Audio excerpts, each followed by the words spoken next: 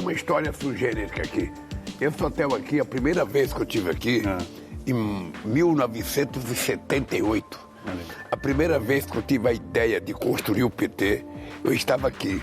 Estava aqui Fernando Henrique Cardoso, estava Almino Afonso, estava Jacques Wagner, acho que estava Rui Costa, que era um congresso do setor petroquímico. E eu fui convidado pelo Wagner para vir aqui, estava o Jacob Itá. E aqui estava o Fernando Henrique Cardoso, tudo. E foi aqui que a primeira vez que eu tive a ideia de que era preciso criar um partido dos trabalhadores, nesse mesmo hotel. Olha aí. Estamos cá aqui então, mais uma vez, agora começando essa nossa entrevista, presidente, falando 2 de julho, né? Estamos na data cívica mais importante para a Bahia, para os baianos e baianas. O senhor, pelo 4º ano consecutivo aqui em Salvador, no 2 de julho, e ontem assina um decreto e encaminha para o Congresso que torna o 2 de julho o Dia Nacional da Consolidação da Independência do Brasil. O senhor acredita que o Congresso aprova, presidente, o decreto e, em aprovando, que importância terá para a Bahia e para o próprio Brasil? Olha, eu acho que tem muita importância para a Bahia, porque é valorizar a história do povo baiano, e tem muita importância para o Brasil, porque você vai colocar isso nos livros de história do Brasil. Você vai colocar isso no livro didático que você distribui nas escolas, sobretudo para as crianças e para o ensino médio. Ou seja, as pessoas vão perceber que a independência do Brasil, com todo o respeito que eu tenho ao 7 de setembro decretado pelo imperador Dom Pedro I, ou seja, o dado concreto é que apenas, em 2 de julho de 1823, é que o povo baiano expulsou definitivamente os portugueses do Brasil. Então eu digo que sempre, pela mesma porta que entraram, eles saíram. E foi a Bahia que fez esse marco, que é importante o povo conhecer a história verdadeira do Brasil. Porque muitas vezes a história é contada apenas por quem ganha. E não é contada por quem lutou, que muitas vezes lutou, perdeu e é mais importante do que quem ganhou. Então eu estou inclusive trabalhando, o Ricardo agora, já falei com a nossa querida ministra Margarete Menezes, já falei com alguns cineastas. Eu estou querendo incentivar a produção de uns 10 filmes históricos do Brasil para que o povo conheça a história que foi motivadora de muita luta nesse país e de muita conquista que ninguém sabe. Porque o pessoal só sabe a história que é contada oficialmente. Então o 2 de julho, para mim, é um dia muito, mas muito importante, porque foi o dia definitivo que os baianos disseram, olha, o Dom Pedro já decretou a independência, vocês, pira daqui, que nós queremos ser dono do Brasil. Essa é uma coisa fantástica que o povo tem que saber. Então é um reconhecimento histórico. Agora, presidente, entra no calendário nacional, mas não se torna feriado nacional, né? Veja, não entra em feriado nacional porque eu acho que o Brasil já tem muito feriado. Eu não queria criar mais um feriado, porque nós temos dia para tudo nesse país. Ou seja, na verdade, eu acho que o reconhecimento já é feriado na Bahia.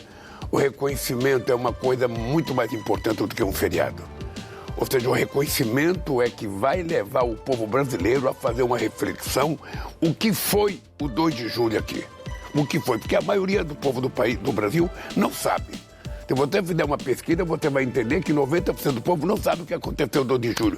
Pensa que é uma festa junina, pensa que é uma festa disso, sabe? Não, é uma festa que comemora a bravura, sabe? Do povo baiano e, sobretudo, de 3 mulheres que tiveram muita importância aqui na Bahia. Isso, Maria Filipa, Maria Quitéria e Joana Angélica, entre tantas outras, né, presidente, que nem aparecem nos livros de história. Nem aparece no livro de história. Mas tiveram protagonismo. Eu queria avançar aqui, temos temas importantes a tratar com o senhor, né, ao longo dessa entrevista, e o setor automobilístico, presidente. Falar sobre a BYD. Ontem, né, a BYD apresentou a linha de produção aqui em Camaçari, região metropolitana. Essa montagem de veículos, ela passa a operar em fase de teste até a inauguração de fato, cuja data não está definida. A minha pergunta é a seguinte, o senhor tem informação de quando, de fato, será essa inauguração, né? Há um prazo definido para isso? E mais ainda, presidente, eu queria saber de que maneira a BYD, essa montadora chinesa, ela vai contribuir para o desenvolvimento do polo industrial de Camaçari, para a própria Bahia e para a geração permanente de empregos. Não, ela já está contribuindo. Vamos ser francos. Pouca gente esperava que depois da falta de respeito que a Ford teve com a Bahia e com o Brasil, que a gente fosse colocar no lugar da Ford uma empresa chinesa para fazer uma revolução na indústria automobilística brasileira. É isso que a BYD está fazendo, uma revolução na indústria automobilística brasileira. O processo de inovação que ela traz, o processo de ser o primeiro carro elétrico aqui, o processo de ter uma empresa, sabe, que vai gerar muitos empregos na Bahia, que vai gerar muito desenvolvimento na Bahia. sabe? E vai fazer inovação na indústria automobilística, é muito importante. Eu vou lhe dizer uma coisa, depois que a Biadil veio aqui para a Bahia, que ela se instalou, eu recebi anúncio de investimento de 130 bilhões de reais da nova indústria automobilística no Brasil inteiro, coisa que fazia mais de 10 anos que não tinha um modelo novo no Brasil. Só para você ter ideia o que aconteceu com a indústria automobilística. Quando eu deixei a presidência em 2010, a indústria automobilística brasileira vendia 3 milhões e 600 mil carros. Quando eu votei em 2023, a indústria brasileira só vendia 1 milhão e 600 mil carros. Caiu mais da metade. Graças ao nosso governo e graças à vinda da Biadil, ou seja, a indústria automobilística brasileira ressurgiu e nós já temos hoje muito investimento, muito carro novo, a disputa por quem vai ser o melhor carro elétrico, quem vai ter o carro híbrido, quem vai fazer, é uma coisa extraordinária. A Biadil ela vai começar fazendo montagem de carro, depois ela vai começar a produzir peça aqui e depois o carro vai ser feito inteiramente aqui. O senhor tem informações sobre a inauguração, presidente? Olha, eu na verdade estava para vir aqui na inauguração ontem, acho que era ontem ou hoje, mas não foi possível. Mas possivelmente em agosto eu volto aqui. Possivelmente em agosto eu volto aqui para inaugurar. Eu tenho o maior prazer de ter trazido indústria automobilística, sabe, no momento em que eu governava esse país. A Bahia merece. Quando a Ford foi embora, ficou um vazio na Bahia e um vazio em Camaçari. E eu acho que a Biadil traz vida para o desenvolvimento industrial da Bahia. A Bahia merece isso e merece mais. Me permita falar um pouco mais sobre a Ford, porque a BYD chega à Bahia com a saída da Ford, de fato, em 2021. E o impacto foi muito grande, né, na geração de empregos, na economia. O que é que se faz, o que é que pode se fazer para evitar que isso volte a acontecer, presidente? Olha, veja, é muito difícil você evitar que uma empresa tome decisão de sair para um país ou para outro país. O que é que você tem que garantir? O que você precisa garantir para essas pessoas é que o povo tenha um poder executivo razoável que possa comprar os carros que são produzidos aqui. O que traz uma indústria para um país é o mercado.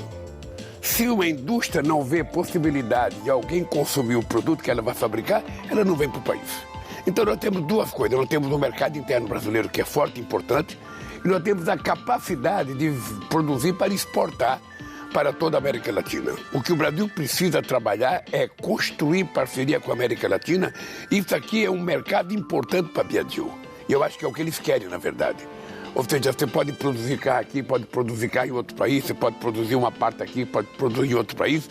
O que é importante é que ela está revolucionando o comportamento da indústria automobilística brasileira. E viva Camaçari, viva a Bahia, sabe?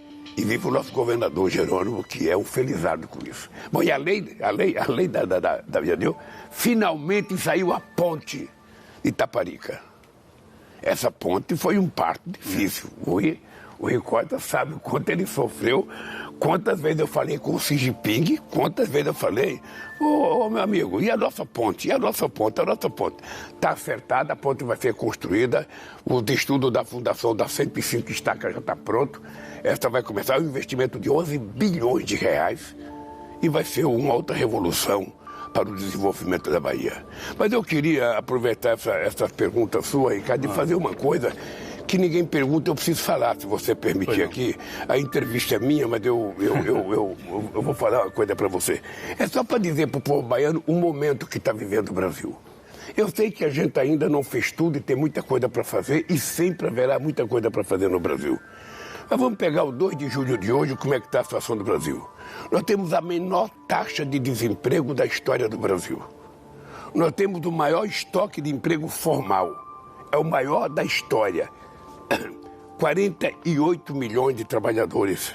Nós temos o rendimento real do trabalhador que chegou ao maior valor da série histórica desde 2012.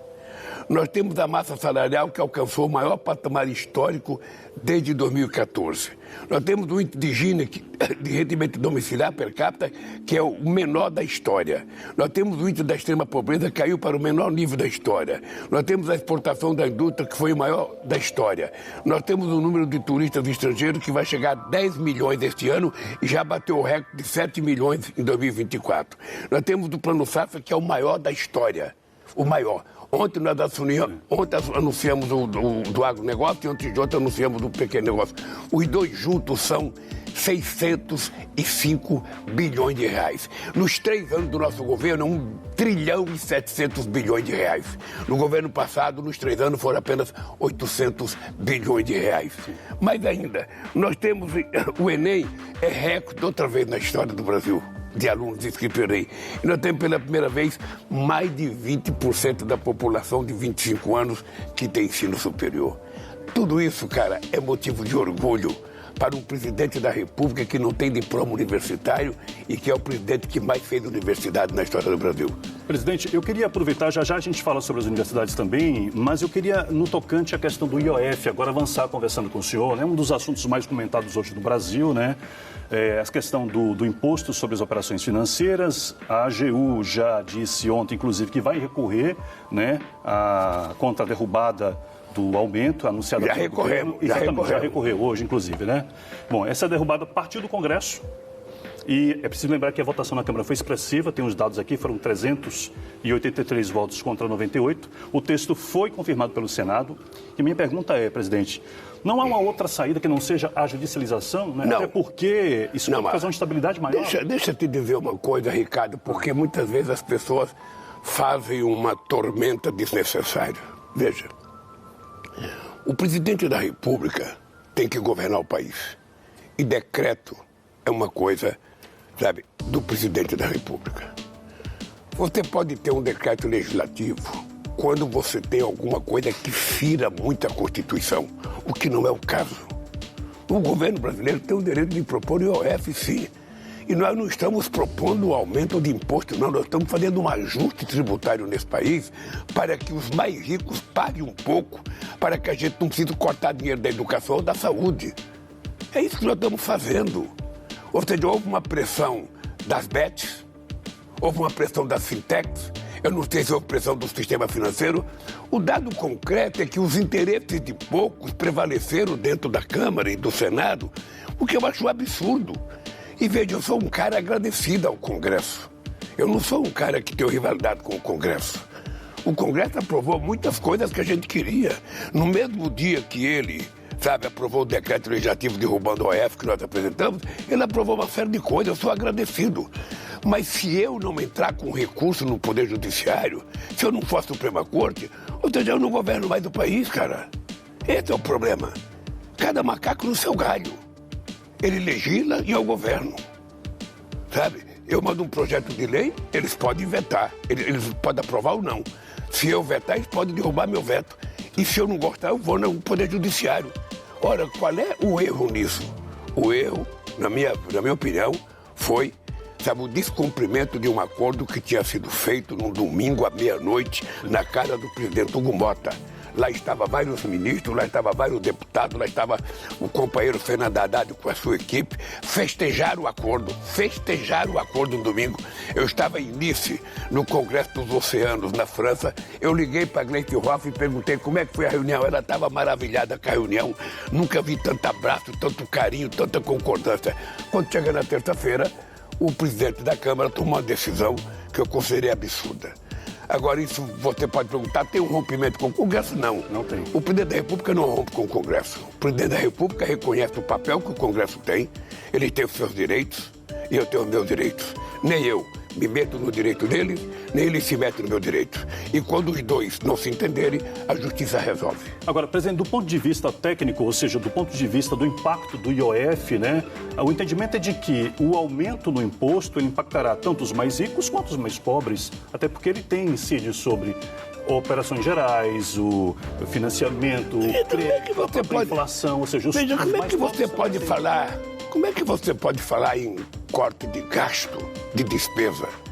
Sabe, tentando mexer na educação. Você sabe qual foi a proposta que eu fiz?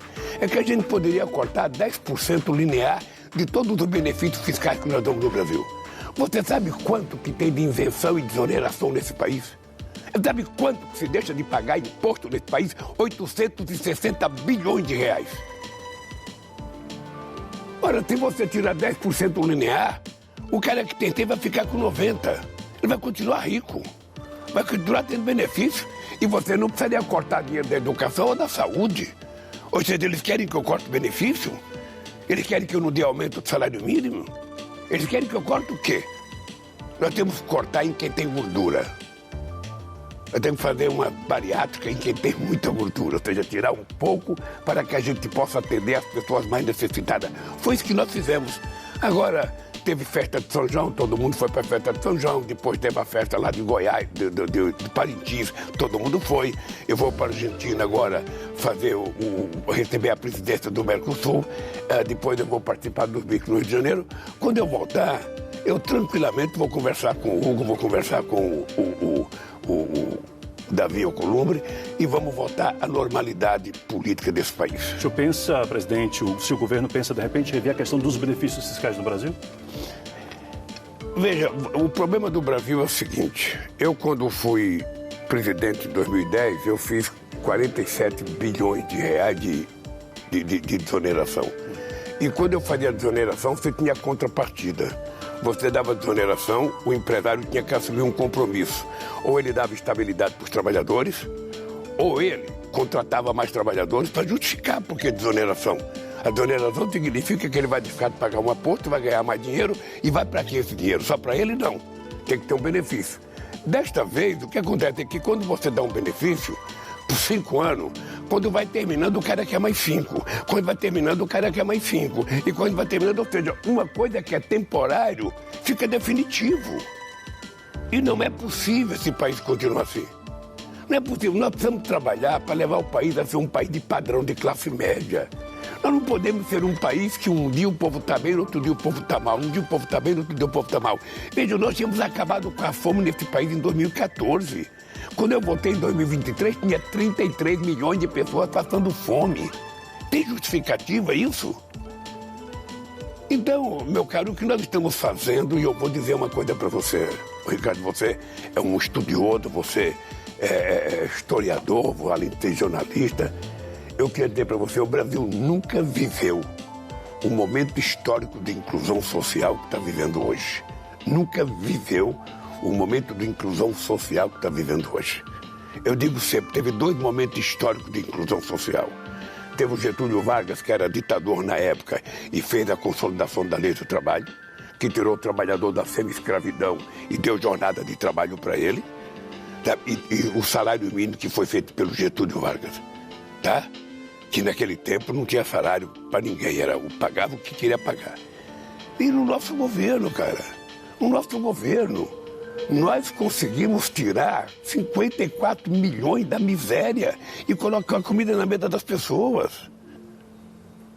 Você, Ricardo, um dia vai conhecer o que é a transposição do São Francisco. Você vai conhecer que é a maior obra hídrica do mundo, se não é a primeira, é a segunda.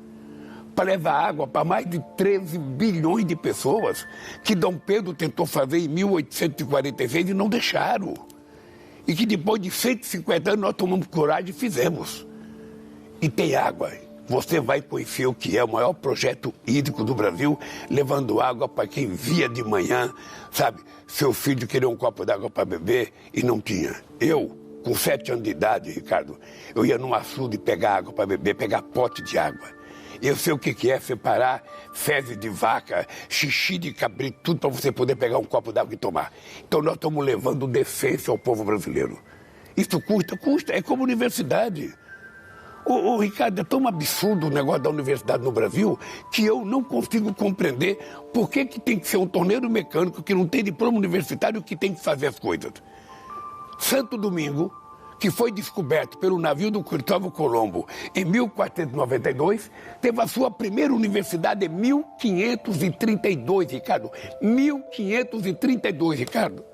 E sabe quanto foi a primeira universidade brasileira? Em 1920. Presidente, deixa eu aproveitar já que o senhor traz essa questão da universidade para trazer uma pergunta aqui, que é o seguinte: 80% das universidades brasileiras, elas caíram no ranking global, né? Isso é um dado concreto. A UFBA, por exemplo, ficou com a pior posição dela desde o começo da medição.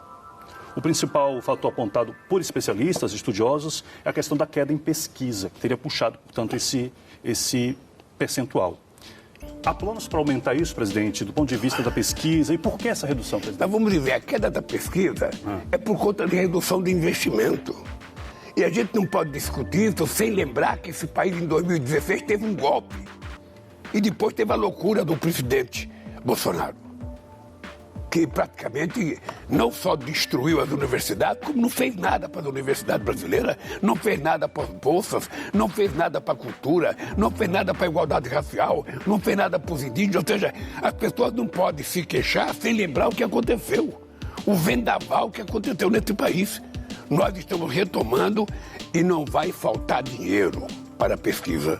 Não vai faltar dinheiro para fazer novos laboratórios, não vai fazer dinheiro para os hospitais universitários. Aliás, é importante lembrar que domingo vai ter uma ação a nível nacional de todos os hospitais universitários fazendo cirurgia, sabe, no povo brasileiro, para tentar diminuir a quantidade da fila das pessoas que esperam. Todos os hospitais universitários do Brasil vão se dedicar ao domingo para fazer cirurgias no povo brasileiro.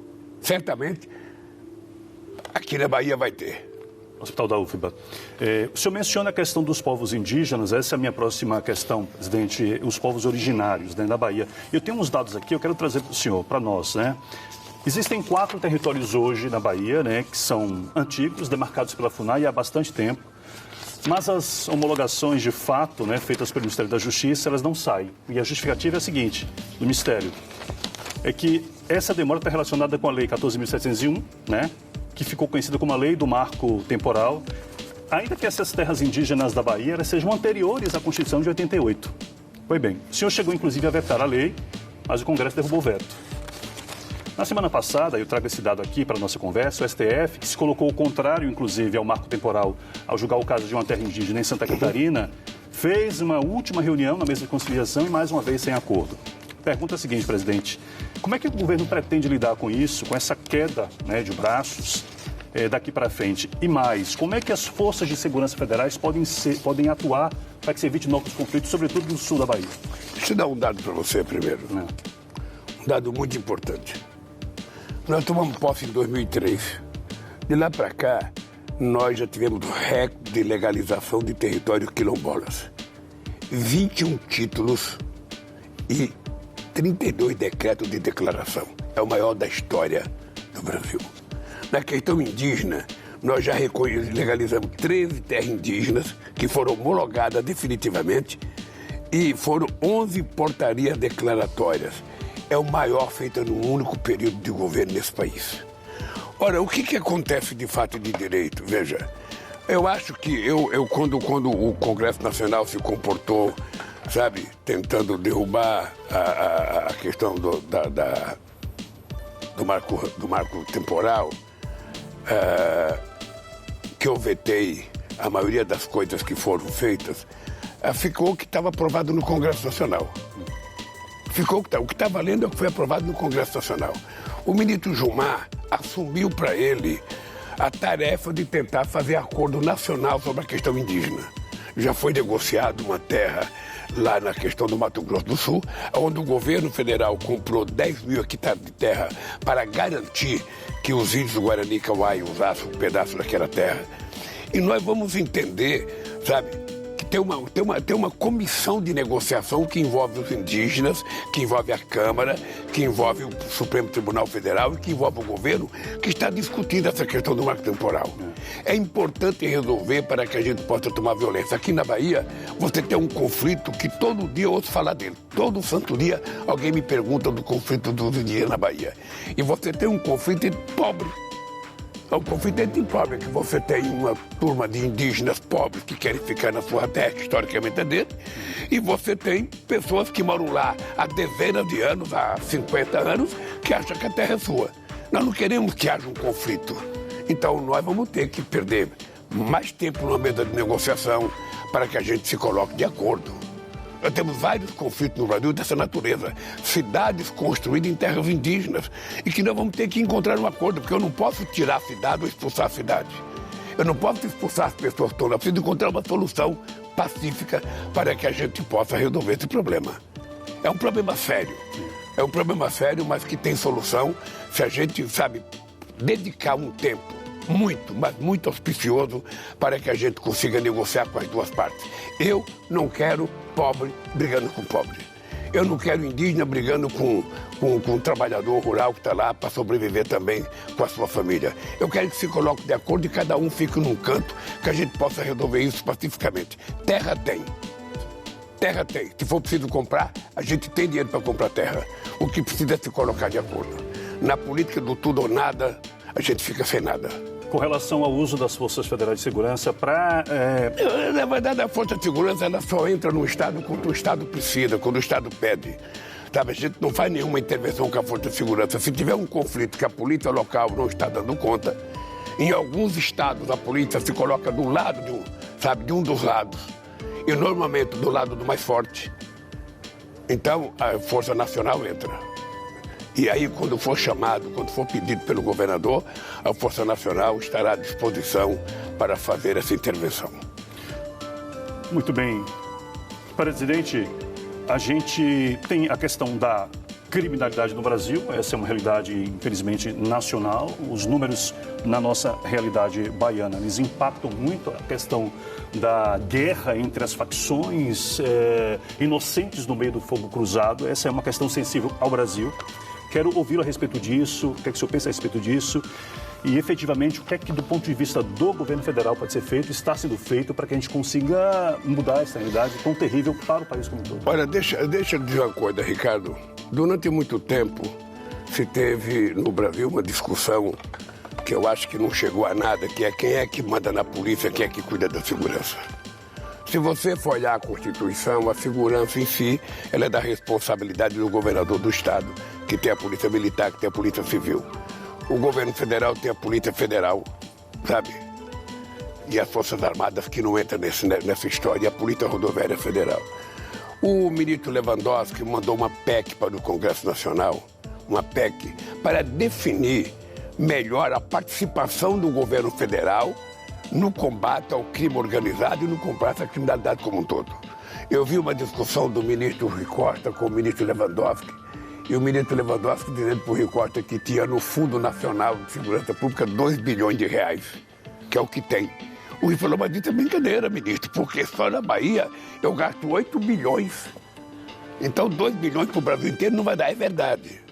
Então o que é que nós queremos discutir? Nós queremos discutir na PEC o seguinte: nós fizemos já 3 reuniões com o governador de estados. Alguns são contra, outros são favoráveis. O que nós queremos construir é uma parceria civilizada entre o governo estadual e o governo federal para saber qual é o papel de cada um. Aonde é que o governo federal entra? Só para dar dinheiro? Ou ele tem uma participação nas decisões políticas do combate à segurança? Nós vamos assumir responsabilidade mais pelo crime organizado, pelas nossas fronteiras. Nós estamos estruturando a Polícia Federal, já montamos uma base da Polícia Federal em Manaus para a gente poder tomar conta, sabe, da Amazônia, para enfrentar o garimpo ilegal, para enfrentar os madeireiros ilegais, para vender o contrabando na nossa fronteira. Mas é preciso muito mais. Então, essa PEC ela vai permitir que na discussão no Congresso Nacional a gente possa definir claramente o seguinte: como é que o governo federal vai participar ativamente do combate ao crime organizado, do combate à criminalidade e à violência no Brasil. Porque ela cresce a cada dia que passa. Ela cresce a cada dia. E cada dia mais também o povo vai perdendo confiança na polícia. Veja, a polícia deve ser uma espécie de um guardiã da sociedade. A sociedade, quando vê um policial, ela tem que ver uma pessoa que vai lhe ajudar a fazer alguma coisa. Mas, em alguns momentos no Brasil, o policial é visto como adversário da pessoa que está precisando da polícia.